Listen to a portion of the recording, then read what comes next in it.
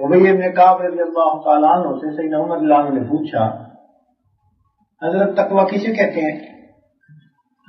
فرمایا کہ کیا آپ کبھی کسی خاردار راستے سے گزرے ہیں؟ کئی مرتبہ۔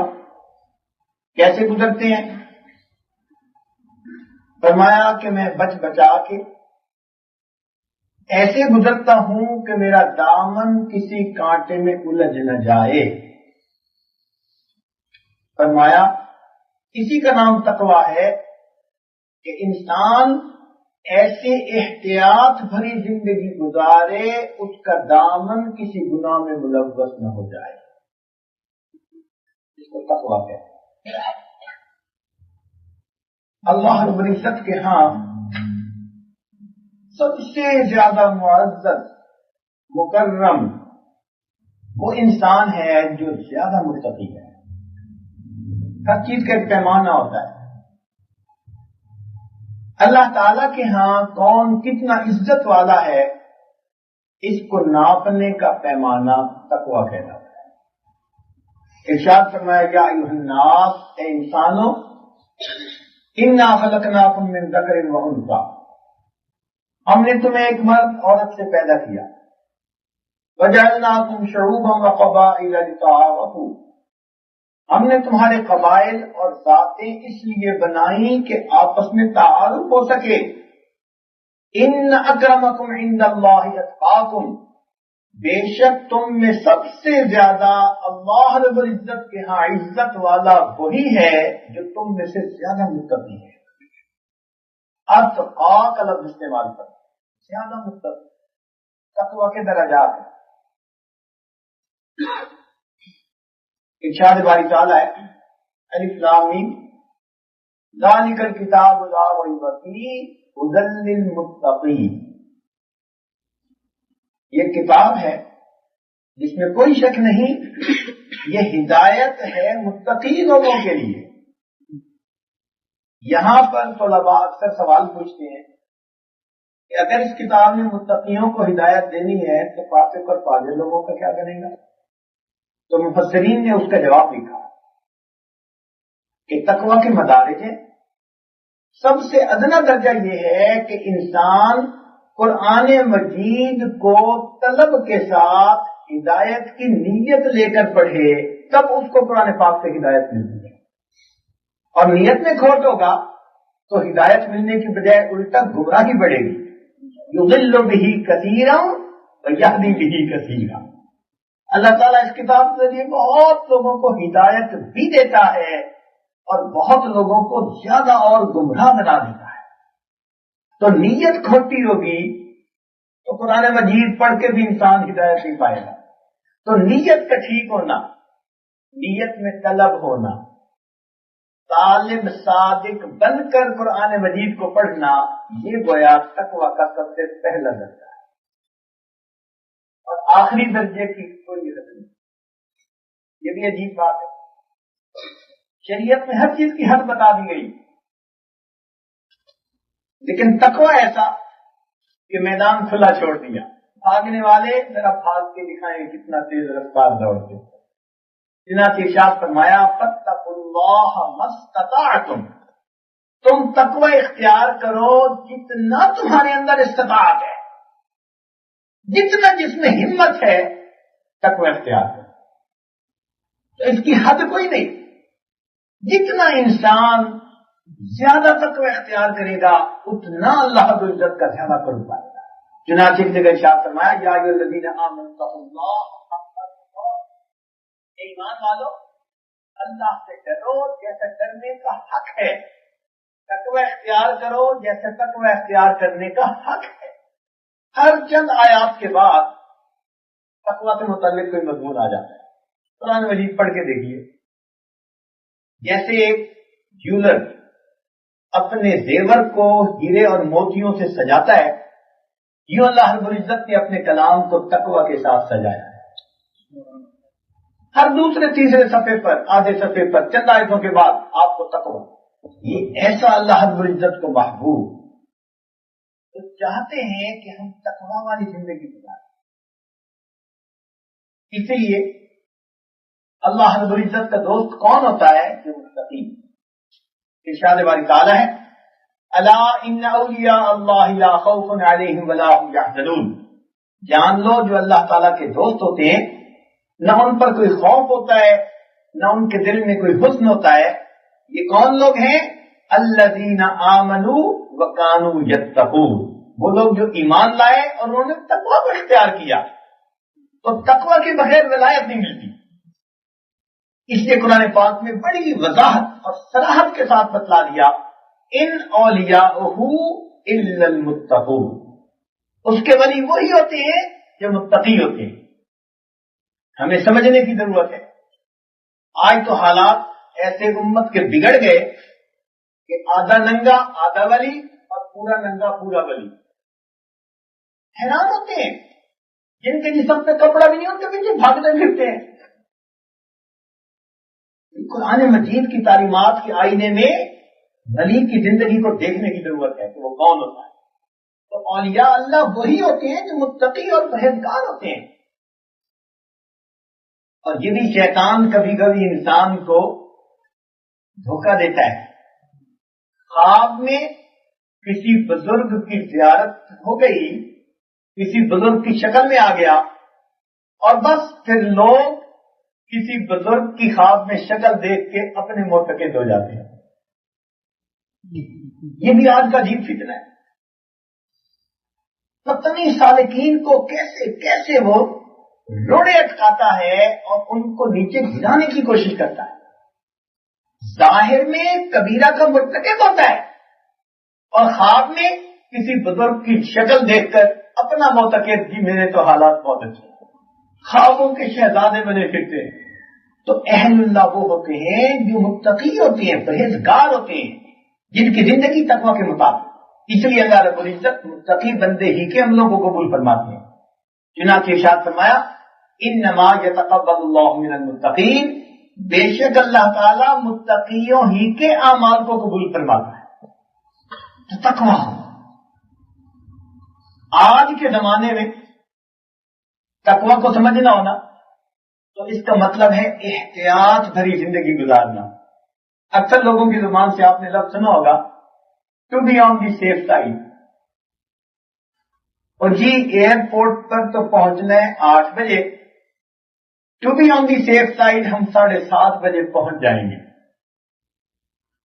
مہمان تو آئیں گے جی 150, to be on the safe side میں نے 200 کا کھانا بنوا لیا ہے.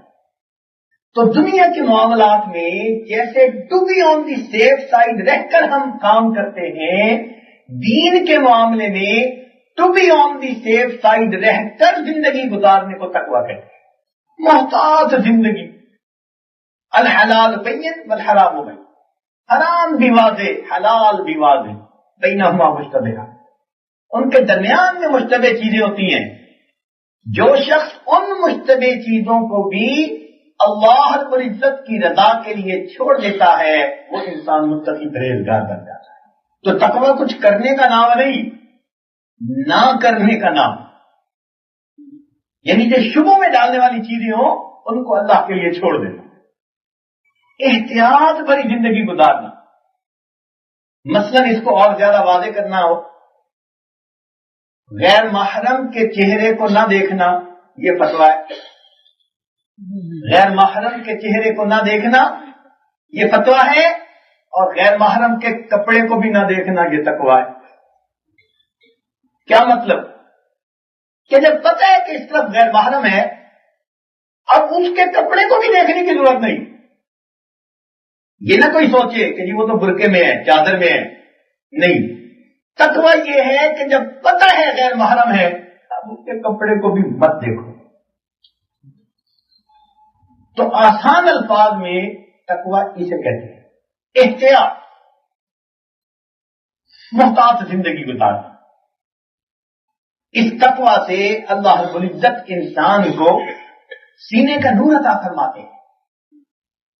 چنانچہ ارشاد فرمایا یا ایھا الذین آمنوا, اے ایمان والو, ان تتقوا اللہ, اگر تم تقویٰ کو اختیار کرو گے, اللہ سے ڈرو گے, یجعل لکم فرقانا, اللہ تعالیٰ تمہیں فرقان عطا کرے گا. مفسرین نے لکھا فرقان ایک نور ہے، جب سینے میں آتا ہے انسان کو فرق بین الحق والباطل کی توفیق نصیب ہو جاتی ہے، تو تقوی سے سینہ نور سے بھرتا ہے، قوت خارقہ نصیب ہو جاتی ہے، دل بتاتا ہے کہ یہ تمہارے لیے خطرے والی بات ہے، اللہ تعالیٰ محفوظ فرما لیتے ہیں۔ تو یہ فرقان کسی تقوی کی بدولت ہے۔ تقوی اختیار کرنے سے اللہ تعالیٰ انسان کے پچھلے گناہوں کو بہت جلدی معاف فرما دیتے ہیں۔ چنانچہ ارشاد فرمایا ان تتقوا اللہ، اگر تم تقوی کو اختیار کرو گے یکفر عنہ سیئاتہ، تو اللہ رب العزت تمہارے گناہوں کو معاف فرما دیں گے، وَيُعْظِمْ لَهُ أَجْرًا، اور اللہ تعالیٰ تمہارے اجر کو بہت بڑا بنا دیں گے۔ چنانچہ حدیث پاک میں آتا ہے متقی آدمی کی 2 رکعت غیر متقی آدمی کی 1000 رکعت پر زیادہ فضیلت رکھا کرتی ہے۔ اللہ تعالیٰ کے یہاں اس کی 2 رکعت کی بھی بڑی قیمت ہے۔ دیکھیے 1 من سونا وزن 1 من، 1 من لوہا اس کا بھی وزن 1 من، 1 من لوہے کی قیمت کچھ اور ہے، اور 1 من سونے کی قیمت کچھ اور۔ تو اگر کس کو فجور والی زندگی ہوگی نماز پڑھے گا لوہے کا بھاؤ لگا دیں گے، اور اگر متقی پرہیزگار ہوگا اور پھر نماز پڑھے گا اللہ رب العزت اس پر سونے کا بھاؤ لگا دے۔ نماز اس نے بھی پڑھی، نماز اس نے بھی پڑھی، وہ بھی 1 من وہ بھی 1 من، قیمت کا فرق ہے۔ تو متقی بندے کے عملوں کو اللہ تعالی زیادہ اجر کے ساتھ قبول فرماتے ہیں۔ وَيُعْظِمْ لَهُ أَجْرًا،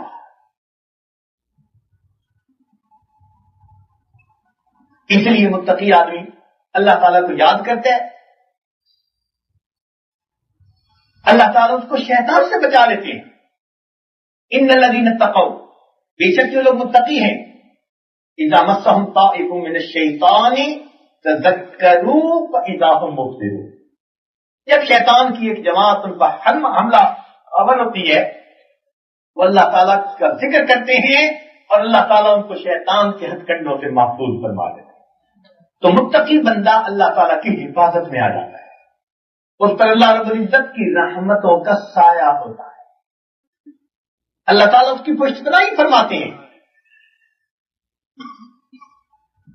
اس لیے ارشاد فرمایا واللہ ولی المتقین، اللہ تعالیٰ متقیوں کا دوست ہے، متقیوں کا دوست ہے۔ متقیوں کے رزق میں اللہ تعالیٰ برکتیں دیتا ہے، ایسی طرف سے رزق دیتا ہے جس کو ان کو وہم و گمان ہی نہیں ہوتا۔ ارشاد فرمایا وَمَن يَتَّقِ اللَّهَ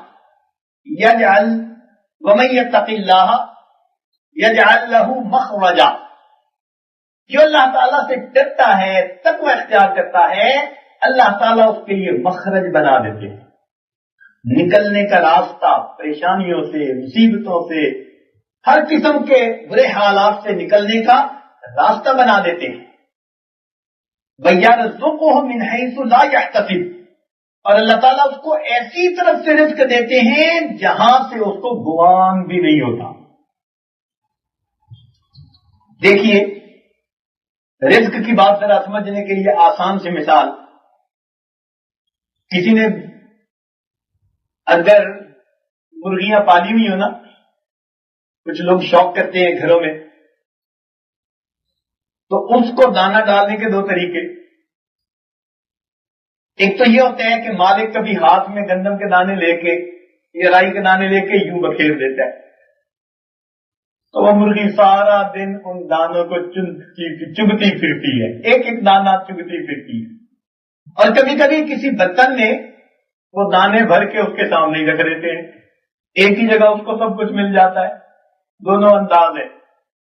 جو انسان تقوی اختیار کرے گا اللہ رب العزت اس کا رزق جیسے برتن میں ڈال کر کوئی رکھ دیتا ہے یوں آسانی سے عطا فرمائیں گے، اور اگر نہیں اختیار کرے گا تو پھر بیچارہ صبح سے لے کے شام تک دھکے کھاتا پھرے گا، جوتیاں چٹکاتا پھرے گا، پھر کہے گا حضرت سمجھ نہیں آتی، پہلے مٹی کو ہاتھ لگاتے تھے سونا بن جاتا تھا، اب سونے کو ہاتھ لگاتے ہیں مٹی بن جاتی ہے۔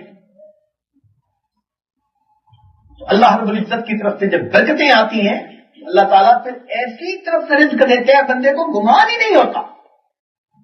چنانچہ ایک صحابی رضی اللہ تعالیٰ عنہ قضاء حاجت کے لیے باہر گئے، وہ بیٹھے فارغ ہو رہے تھے، اتنے میں کیا دیکھتے ہیں کہ قریب ایک سوراخ تھا، جیسے مختلف جانوروں کے بل ہوتے ہیں، سوراخ ہوتے ہیں، اس بل میں سے ایک چوہا نکلا اور اس کے منہ میں ایک دینار تھا، درہم و دینار جو بھی تھا وہ اس نے لا کے ڈال دیا، پھر وہ بل میں چلا گیا، پھر اس نے دینار لا کے ڈال دیا، پھر تیسرا چوتھا، کئی 16-17 دینار اس نے لا کر باہر ڈالے اور چلا ہی گیا۔ اتنے میں یہ صحابی بھی اپنی ضرورت سے فارغ ہو گئے، انہوں نے بہت سارے دینار اٹھا لیے۔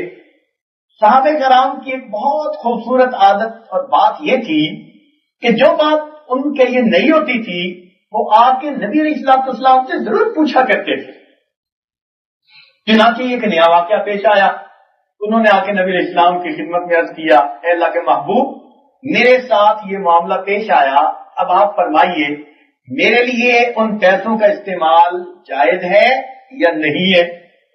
نبی علیہ السلام نے فرمایا کہ ہاں وہ تمہارا رزق ہے، اللہ تعالیٰ نے تمہارے رزق کا بندوبست کر دیا۔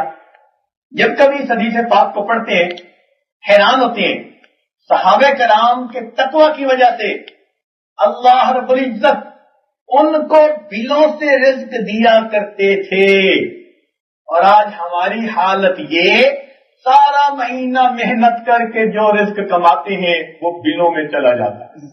یہ بجلی کا بل، یہ گیس کا بل، یہ کار کا بل، یہ ہاؤس رینٹ کا بل، تو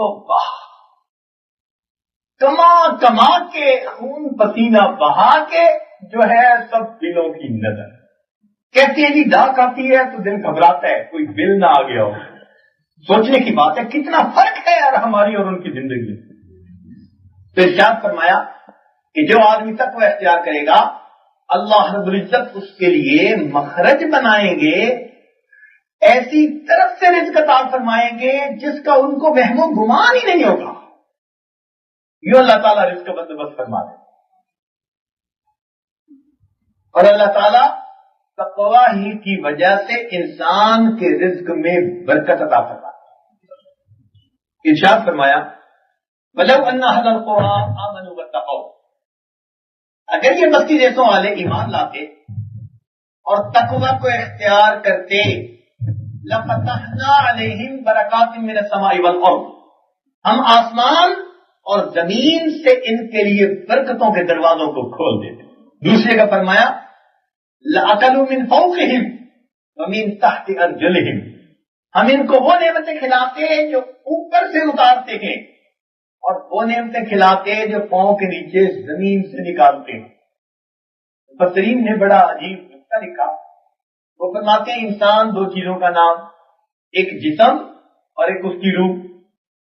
جسم مٹی سے بنا، روح عالم امر سے آئی ہوئی ایک چیز ہے، اوپر کے جہان سے عالم ارواح سے آئی ہوئی چیز ہے۔ اب روح کی ضروریات بھی اللہ تعالیٰ نے اوپر سے آنے والے انوار و تجلیات کو بنا دیا ہے، جبکہ جسم مٹی سے بنا، جسم کی ضروریات اللہ نے مٹی میں چھپا دی ہیں۔ چنانچہ جسم کے لیے پانی نکلا زمین سے، گندم کی فصل نکلی زمین سے، چاول کی فصل نکلی زمین سے، کپڑے کی فصل نکلی زمین سے۔ جو انسان مکان بنا کر رہتا ہے، مکان کی ہر چیز کی اور نکلی زمین سے۔ انسان کی سب جسم کی ضرورتوں کو اللہ نے زمین سے پورا کر دیا، مٹی سے جو بنا تھا۔ تو فرمایا اگر تم کتاب پر عمل کرو گے لَأَكَلُوا مِن فَوْقِهِمْ وَمِن تَحْتِ أَرْجُلِهِمْ، ہم ان کو وہ نعمتیں کھلاتے جو اوپر سے انوار و برکات اتارتے ہیں، ان کے لیے روحانی غذا بنتی اور وہ نعمتیں کھلاتے جو زمین سے پاؤں کے نیچے سے نکالتے ہیں تاکہ ان کے لیے جسمانی غذا بن جائے۔ تو نیکی اور تقوی کے ذریعے اللہ تعالیٰ انسان کو جسمانی روحانی ہر طرح کا رزق عطا فرماتے ہیں، اس پر رحمتوں کی بارش ہوتی ہے، اور اس کو اللہ تعالیٰ پھر دنیا کے معاملات بھی اس کے لیے آسان فرما دیتے ہیں۔ اللہ تعالیٰ کی مدد ہوتی ہے اس بندے کے ساتھ۔ اور جب انسان گناہوں بھری زندگی گزارتا ہے پھر اللہ تعالیٰ ذرا اس کے شکنجے کو کس دیتے ہیں۔ شکنجا کسنے کا یہ مطلب نہیں ہوتا کہ بھئی اس کے پلے پیسہ نہیں ہوتا، نہ، کئی مرتبہ لاکھوں پتی ہوتا ہے، لیکن اتنا پریشان جیسے کسی نے کسا ہوا ہو بیچارے کو۔ مطلب ہے 2 پروجیکٹ کام کر رہے ہیں اور تیسرا پروجیکٹ کھول رہے اور پریشان، یوں دیکھنے میں کروڑوں پتی مگر پریشان۔ ایک مرتبہ ایک صاحب نے رات کے 3 بجے فون کیا، دعا کے لیے جی فون کیا ہے، بہت پریشان ہوں۔ خیر تو ہے، اس وقت عام طور پر عادت تو نہیں ہوتی رات کے 3 بجے فون کرنا کہ جی ہاں بس میں نے ایک نیا پروجیکٹ صبح کھولنے ہیں، شیئر کھلنے ہیں، پتہ نہیں کیا کھلتے ہیں، میری عزت کا سوال ہے۔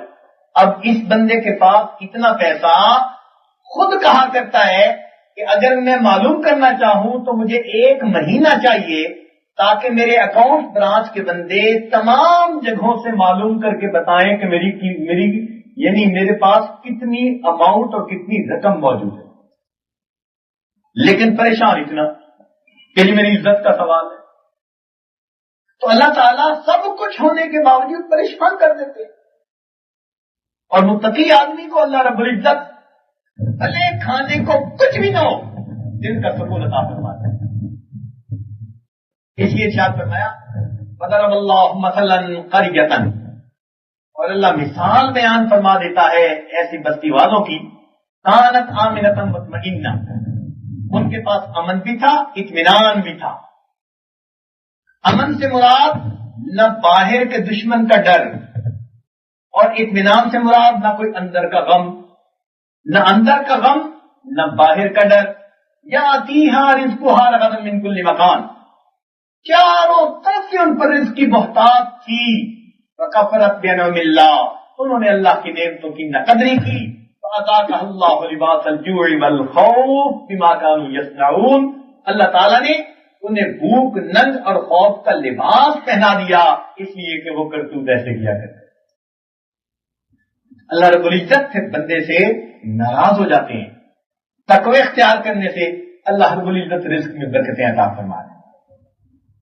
تو یہ بڑی نعمت ہے کہ ہم تقوی کو اختیار کریں اور اس کی وجہ سے اللہ تعالیٰ گناہوں کو معاف فرمائے، سینوں کو روشن فرما دے، اپنی مدد شامل حال فرما دے، اعمال کا اجر بڑھائیں، اور اللہ رب العزت ہمیں اپنے غیبی خزانوں سے رزق عطا فرمائے۔ اور یہی چیز مطلوب ہے۔ اس لیے ہمارے مشائخ، ہمارے اکابرین بہت تقوی اور پرہیزگاری کی زندگی گزارتے تھے، شریعت کے معاملے میں بہت احتیاط فرماتے تھے۔ اتنی احتیاط سیدنا صدیق اکبر رضی اللہ تعالیٰ عنہ ایک مرتبہ بہت بھوک تھی لگی ہوئی، اور غلام کے پاس کوئی کھانے کی چیز تھی، اس نے پیش کر دی۔ اب بھوک میں بندے کو ویسے ہی احتیاط ہوتی ہے کھانے کی، تو جب اس نے پیش کر دی تو آپ نے اعتماد کرتے ہوئے کہ بھئی غلام ہے، جانتا سمجھتا ہے، کھا لی۔ جب کھا لی تو اس نے بعد میں بتایا کہ جناب میں تو زمانہ جاہلیت میں کسی بستی والوں پر گیا تھا اور کوئی عمل ٹونا جادو کیا تھا، تو ان لوگوں نے اس کی وجہ سے مجھے کچھ دیا، یہ تو اس کی کمائی۔ سیدنا صدیق اکبر نے سنا تو انہوں نے اسی وقت اپنے حلق میں انگلی ڈال لی، بار بار ڈالتے رہے، بڑی تکلیف ہوئی، تاہم بالآخر الٹی آئی اور جو کچھ کھایا تھا سب باہر نکل گیا۔ کسی نے کہا جی آپ نے اتنی تکلیف اٹھا کے اس کھانے کو باہر نکال دیا؟ ارشاد فرمایا اگر مجھے یہ یقین ہوتا کہ میرے سانس نکلنے کے ساتھ یہ کھانا نکلے گا پھر بھی کھانے کو میں جسم سے نکال کے رہتا۔ اس امت میں جو متقیوں کے سردار ہیں وہ سیدنا صدیق اکبر رضی اللہ تعالی، तकवा अगर किसी ने सीखना हो तो सैयदना सिद्दीक़ अकबर की जिंदगी को देखे। अल्लाह, इसलिए अल्लाह रब्बुल इज्जत ने उनके बारे में फरमाया वसयजन्नबुहल अत्क़ा। अत्क़ा का लफ्ज़ सैयदना सिद्दीक़ अकबर के लिए परवरदिगार ने इस्तेमाल फरमाया, और जो अत्क़ा होता है वो अकरम भी हुआ करता है। इसलिए सैयदना सिद्दीक़ अकबर इस उम्मत में सबसे ज्यादा अकरम है, ऐसी तकवा भरी जिंदगी।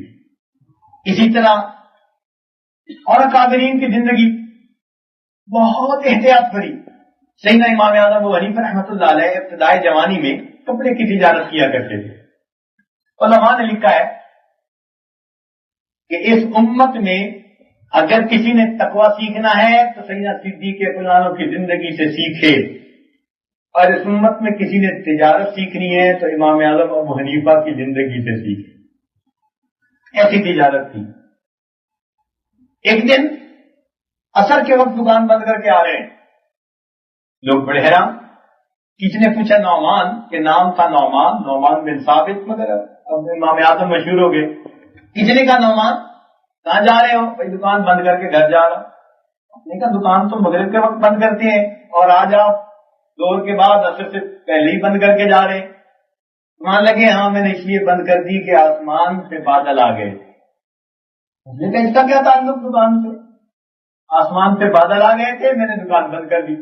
फरमाने लगे कि इसलिए कि जब आसमान पर बादल आते हैं ग्राहक को कपड़े की क्वालिटी का सही अंदाजा नहीं होता, मैंने दुकान बंद कर दी।